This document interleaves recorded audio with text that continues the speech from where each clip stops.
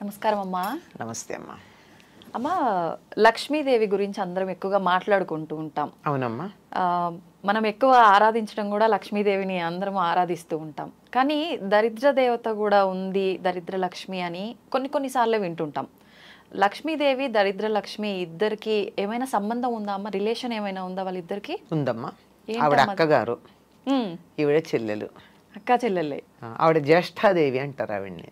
జ్యేష్ఠ అంటే పెద్దది, పెద్ద ఆవిడ లక్ష్మి, దరిద్ర దేవత. చిన్న ఆవిడ లక్ష్మీదేవి. అందుకే పూర్వకాల ఇళ్లలో ఎవరి మీద కోపం వస్తే దరిద్రం అని దష్ట అనేవారు. అంటే జ్యేష్ఠకు సంబంధించింది దష్ట. అంటే వ్యవహారంలో అట్లా ఊర్లలో నిజంగా దష్ట అంటారు కదా, అంటే నువ్వు దరిద్రం అని అర్థం అక్కడ. జ్యేష్ఠాదేవి అని అంటే ముందు ఆవిడ పుట్టింది, తర్వాత లక్ష్మీదేవి పుట్టింది. ఎప్పుడైనా ఏదన్నా మనం చేసేటప్పుడు ఏమవుతుందమ్మా, పనికిరాంది ముందు వస్తుంది, పనికొచ్చేది తర్వాత వస్తుంది. పాల సముద్రం తరచినప్పుడు ఏమొచ్చింది, ముందు హాలాహలం వచ్చింది, అందులోంచి చెడంతా వెళ్ళిపోయింది, తర్వాత అమృతం వచ్చింది. పొలంలో పంట వెయ్యంగానే చేసే పని ఏమిటి, కలుపు తీస్తారు కొద్ది రోజుల్లో, పనికిరానివి తీసేస్తే పనికొచ్చేది ఏపుగా వస్తుంది. అట్లాగే ముందర లక్ష్మీ జ్యేష్ఠాదేవి ఆవిర్భవించి ఆ తర్వాత లక్ష్మీదేవి ఆవిర్భవించింది అని చెప్తారు. ఇది వాళ్ళకు ఉన్నటువంటి చుట్టరికం. అక్కా చెల్లెలు, ఈ అక్కా చెల్లెలు ఇద్దరు కలిసి ఉండరు. ఎందుకనమ్మా? ఈవిడుంటే ఆవిడుండదు, ఆవిడుంటే ఈవిడుండదు, అంతే. ఇద్దరు ఒకటే. ఎలాగంటే నాణ్యానికి ఉన్న బొమ్మ బొరుసులాగా. నాణ్యం ఈ రెండిటికి ఉన్న చుట్టరికం ఏమిటి, ఒకదానికి ఉన్న రెండు, అంతే, రెండు సైడ్స్, అంతే అంతే, రెండు వైపులు. అలాగే ఒకే ఒక సంపదకి లేకపోవడం, ఉండడం అనేటటువంటి రెండు లక్షణాలు ఉంటాయి గనక ఆవిడ జ్యేష్ఠాదేవి, ఈవిడ లక్ష్మీదేవి. ఈవిడుంటే ఆవిడుండదు, ఆవిడుంటే ఈవిడుండదు. ఓకే అమ్మా, అసలు ఏ రకంగా వస్తుంది దరిద్ర దేవత ఇంట్లోకి? అంటే కొన్ని సందర్భాల్లో ఇల్లు శుభ్రంగా లేకపోతే వచ్చే అవకాశం, ఇలా చాలా చెప్తుంటారు. ఏ రకంగా ఉంటే దరిద్ర దేవత రాకుండా ఉంటుందమ్మా? ధర్మరాజు జూదంలో ఓడిపోయిన తర్వాత సర్వస్వం కోల్పోయి అరణ్యవాసానికి వెళ్ళాలి. అంటే దరిద్ర దేవత ఆవహించాలి కదా, సంపదలు కోల్పోయి. అవును. అప్పుడు లక్ష్మీదేవి అంటుంది, జానపద గేయం అమ్మ ఇది. ఏమంటే, చేటలో పళ్ళను చెరపడే రాజు, కట్టి విడిచిన బట్ట కట్టడే రాజు, ఆడి విడిచిన నీరు ఆడడే రాజు అని చెప్తుంది. ఇలా కొన్ని నేను ఎలా పెడతాను అటువంటి చోటికి? ఒక్కటి సవ్యంగా లేదే, నేను ఇల్లు ఉండడానికి తగినటువంటి చోటు అంటే చేటలో పళ్ళు వేయకూడదట. ఇప్పటికీ పల్లెటూళ్ళల్లో ఒప్పుకోరమ్మా. చేటలో బియ్యం చెరుగుతారు కదా, బియ్యానికి తౌడు ఉంటుంది కదా, ఆ చేటకి తౌడు అతుక్కుని ఉంటుంది, దాంట్లో కూరగాయలు పళ్ళు గనక వేసినతో త్వరగా పాడైపోతాయి. అందుకని చాట్లో పళ్ళు వేసామంటే దరిద్రం అంటారు. అలా వేయడు. ఒకసారి కట్టి వదిలిన బట్ట మళ్ళీ కట్టడు, విడిచిన బట్ట కట్టడం దరిద్రం. దరిద్రం చూసారా ఏ పదం వాడాం, దరిద్రం, దరిద్ర దేవత. అలాగే ఒకళ్ళు స్నానం చెయ్యగా మిగిలిన నీళ్లతో స్నానం చేయడం, అది కూడా దరిద్రమే. దరిద్రం అమ్మ. ఇప్పుడు మీరు పల్లెటూళ్ళలో పెద్దలు ఇంట్లో ఎవరైనా ఉంటే స్నానం చేసేటప్పుడు ఒక బకెట్లో నీళ్లు తీసుకుంటాం, స్నానం చేస్తాం, అడుగున ఆఖరి దాకా పోసుకోం కదా, కాసి నీళ్లు మిగిలిస్తాం. ఆ మిగిల్చిన కింద పోసి బకెట్ బోర్లించి వస్తారు, ఆ మిగిలిన నీళ్లతో ఇంకోళ్ళు స్నానం చేయకూడదు. ఓకే, మామూలుగా అందులో నీళ్లు వదలొద్దు అనటం విన్నాం, కానీ దాని వెనకాల రీజన్ ఇదని ఇప్పుడు తెలిసిందమ్మా. కానీ ఆఖరి నీళ్లు పోసుకోకూడదు, ఆఖరి నీళ్లు పోసుకోకూడదు, వదిలిపెట్టకూడదు, కనుక వాటిని కింద పారబోసి వచ్చేస్తాం కదా. అంటే ఆడి విడిచిన నీరు ఆడడే రాజు అని ఒక జానపద గేయాలు ఇవన్నీ మనకి. ఇవన్నీ ఎక్కడ దరిద్ర దేవత రావడానికి వీల్లేని ప్రదేశాలు ఇవి. అంటే దరిద్రం రావాలంటే ఏం చెయ్యొచ్చు, విడిచి బట్టలు అక్కడ పడేసి మళ్ళీ కట్టుకోవడం, విడిచిన బట్టలు కట్టుకోవడం దరిద్రమే కదమ్మా. కంపు కొడతాయి, పాడైపోతాయి, వాసన వస్తాయి, బట్టలు బోల్డ్, they carry many things with them. అంచేత అవి. తర్వాత ఒకళ్ళు వాడిన నీళ్లు మళ్ళీ వాడడం, ఎంగిళ్ళు తినడం, అశుభ్రంగా ఉండడం, అశుచిగా ఉండడం, ఇలాంటివన్నీ కూడా దరిద్రం ఉంటుంది అని చెప్పడానికి సంకేతం. ఇలాంటి చోట ఆవిడికి నచ్చుతుందిట వస్తుంది. ఇది ఈవిడిలా ఉంటి చోట్ల గురించి చెప్పడం కన్నా లక్ష్మీదేవి తాను ఎక్కడుంటానో కొన్ని ప్రదేశాలు చెప్పింది. ఆ లక్ష్మీదేవి ఉంటానని చెప్పిన ప్రదేశాలకి భిన్నంగా ఉంటే లక్ష్మి ఉండదు, లక్ష్మి లేదు కనుక వచ్చి కూర్చుంటుంది. లక్ష్మి తాను ఎక్కడ ఉంటానని చెప్పింది, శుచిగా ఉండాలి. శుచి అంటే మనిషి శుచిగా ఉండాలి, ఇల్లు శుచిగా ఉండాలి. అవునమ్మా. మనసు కూడా శుచిగా ఉండాలి.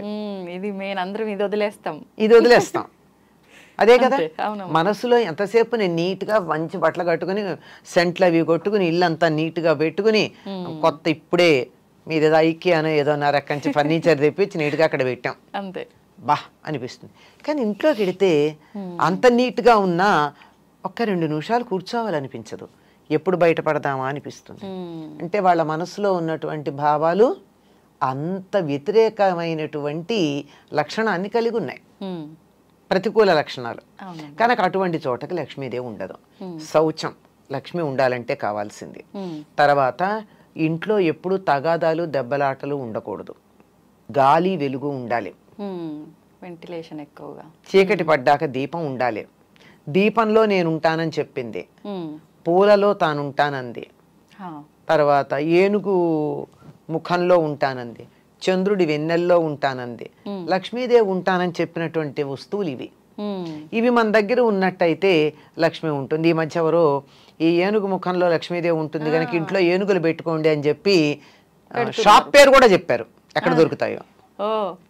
ఇది నిజంగా అట్లా పెట్టుకోవచ్చమ్మా? అవసరం లేదు, పెట్టుకోవచ్చు కానీ పెట్టుకోవాలని ఏం లేదు. ఏనుగు ముఖాలు పెట్టినంత మాత్రం లక్ష్మీదేవి ఇంట్లోకి ఏం వచ్చి కూర్చోదు. మనం దెబ్బలాడుకుంటూ ఉంటే ఆవిడ పారిపోతుంది. ఇంట్లో ఒకళ్ళనొకళ్ళు తిట్టుకుంటూ ఉన్నా, అప్పుడు కొంతమంది ఇళ్లలో ఫ్లయింగ్ సాసర్స్ ఉంటాయి భోజనాల దగ్గర, అలాంటివి ఉన్నా లక్ష్మీదేవి పొరపాటును కూడా దరిదాపుల్లోకి రాదు. వీలైనంత దూరంగా ఉండే ప్రయత్నం చేస్తుంది, వస్తున్నదన్నా పారిపోతుంది.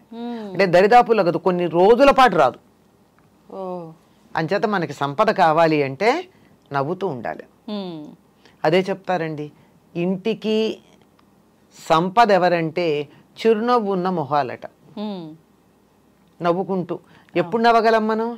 మనసు బాగుంటే, అందరూ ఆహ్లాదంగా ఉంటే, ఒకళ్ళ పట్ల ఒకటి శత్రుభావం లేకుండా ఉంటే అక్కడ లక్ష్మీదేవి ఉంటుంది. అంటే ఇవి లేని చోట లక్ష్మి ఉండదు. ఇంట్లో శుచిగా లేకపోయినా, దెబ్బలాడుకుంటూ ఉన్నా, పోట్లాడుకుంటూ ఉన్నా, ఏడుస్తూ ఉన్నా, ఏడ్చే చోట కూడా లక్ష్మి ఉంటుంది. ఎందుకంటే కష్టాలు ఎవరికి ఉండవమ్మా, మనుషులకు కాకపోతే మాకులకు వస్తాయా? వస్తాయి. కష్టం వస్తుంది కానీ దానికి ఏడవకూడదు. బాధపడడం వేరు, దాని వేదన చెంది దిగులు పడ్డం వేరు. కొంతమంది మొహాలు చూడండి, ఏదో చిన్న బాధ వస్తుంది, మొహం అంతా దీనానాథుల్లాగా మొహాలు పెడతారు. వాళ్ళకి సంపద రమ్మంటే ఎట్లా వస్తుంది? ముందు ఆ మొహం మారిస్తే మీ మొహం కాస్త మార్చుకోండి, మీకు కష్టాలు తొలగుతాయని చెప్తారు చాలా మంది.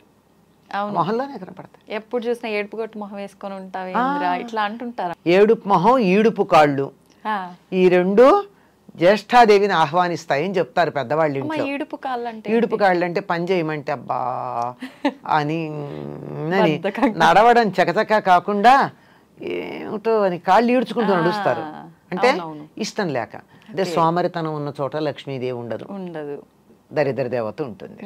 వీళ్ళిద్దరూ ఒకళ్ళు అంటే ఒకళ్ళు ఉండరు కదా. దీనికి చిన్న ఒక చమత్కారమైన విషయం చెప్తారు. మా ఇద్దరిలో ఎవరు అందగత్తెలు అని అడిగారట లక్ష్మీదేవిను జ్యేష్ఠాదేవి. ఎవరిని అందగత్తెలన్నా రెండో వాళ్ళకి కోపం వస్తుంది కదా. అవునమ్మా. మరి లక్ష్మి కావాలి, జ్యేష్ఠాదేవి అక్కర్లేదు. అందుకు ఆయన తెలివిగా అన్నాడట, ఇద్దరిని అక్కడ నిలబెట్టి మీరు ఇటు రండి, నువ్వు ఇటు వెళ్ళు అన్నట్ట. లక్ష్మీదేవిని ఇంట్లోకి రమ్మన్నాడు, జ్యేష్ఠాదేవిని వెళ్ళమన్నాడు. అబ్బా నువ్వు అలా బయటికి వెడుతుంటే ఎంత అందంగా ఉన్నావు అన్నట్ట జ్యేష్ఠాదేవిని. లక్ష్మీదేవిని నువ్వు ఇంట్లోకి వస్తుంటే ఎంత అందంగా ఉన్నావు అన్నట్ట. అయిపోయింది. ఎంత తెలివిగా చెప్పారు కదమ్మా. మనకు కావాల్సిందే అది. అదే కదా. అప్పుడు వెళ్తే ఈవిడ వస్తుంది, చీకటి పెడితే గాని వెలుగు రాదు. అంతే అంతే కదా. అంచేత వెలుగు లేకపోతే చీకటి వస్తుంది. అవును, చీకటి వస్తే వెలుగుపోయింది కాదు, వెలుగు లేకపోతే చీకటి వస్తుంది. అందువల్ల వెలుగుని ఆహ్వానించుకోవాలి, చీకటి దానంతట అదే పోతుంది. అంచేత సూపర్ అమ్మా నిజంగా. ఎవరమ్మా ఇది చెప్పింది? ఏదో ఒక పండితుడి గురించి ఒక కథ చెప్తారు.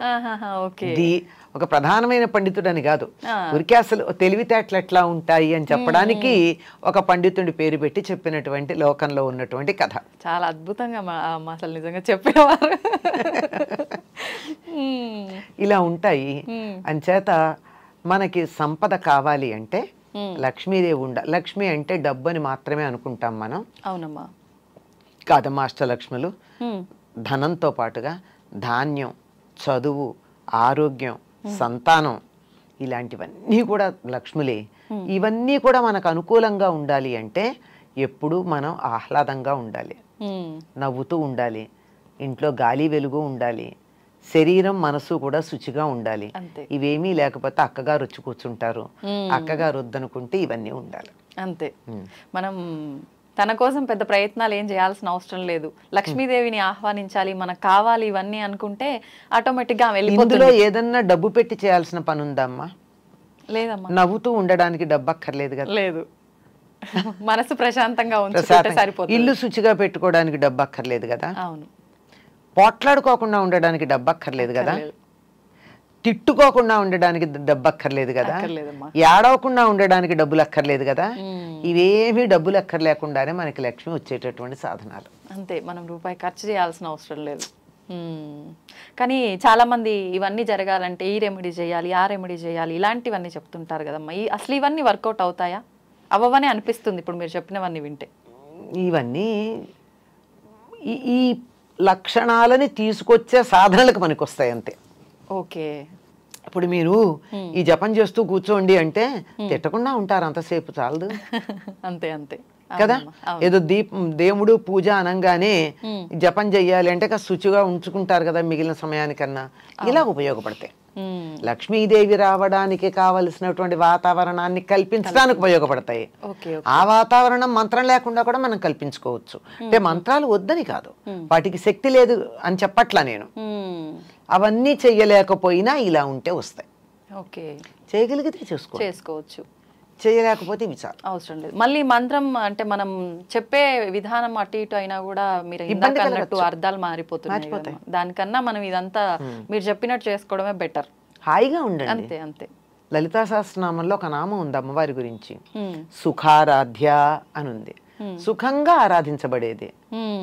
సుఖంగా ఆరాధించేదానికి ఎందుకు కష్టపడతామమ్మా? అమ్మవారి ఆరాధన సుఖంగా చేసుకోవచ్చుగా. అంతే, హాయిగా చేసుకోవచ్చుగా. కష్టపడి ఎందుకు చెయ్యాలి? సోమరితనం ఉండకూడదు కానీ, అవునవును, బద్ధకం ఉండకూడదు కానీ కష్టపడమని చెప్పాల. అందరూ ఆర్భాటాలు, హంగులు, హడావిడి, పూజలు ఇవన్నీ అనగానే అమ్మో అన్ని నియమాలు పాటించాలి, ఎన్నో కష్టాలు, ఇబ్బందులు. నియమాలు ఉన్నాయి లేకపోలా, కానీ అవి కూడా చాలా తేలికైన నియమాలు. మనం అనుకుంటే తేలికమ్మా. కాదమ్మా, శుచిగా ఉండమంటే అదేమంత కష్టం? ఉతికిన బట్టలు కట్టుకోమంటే కష్టమా? ఇల్లు శుభ్రంగా పెట్టుకోమంటే కష్టమా? సోమరిపోతులకు కష్టమే అమ్మా. సోమరిపోతులకు అందుకే సోమరితనం ఎలా ఉంటుంది? ఉండదు. అంచేత కొంచెం శుచిగా పెట్టుకోండి అంతే. ఇలా చిన్న చిన్నవి ఈ రెండే కాదు, ఇంకా కొన్ని ఉన్నాయి. అవి కూడా చాలా ఏమీ కష్టం లేనివమ్మా. ఏమీ ఆ మాత్రం కూడా కష్టపడకుండా మంత్రం చేయడం కష్టం కదా. అవును అవును, చాలా కష్టం. ఇంకేదో రెమెడీస్ అవి చేయండి చేయండి అని చెప్తే డబ్బులు ఖర్చు పెట్టి చేయడం కష్టం కదా. వాటికన్నా ఇది తేలిక కాదు.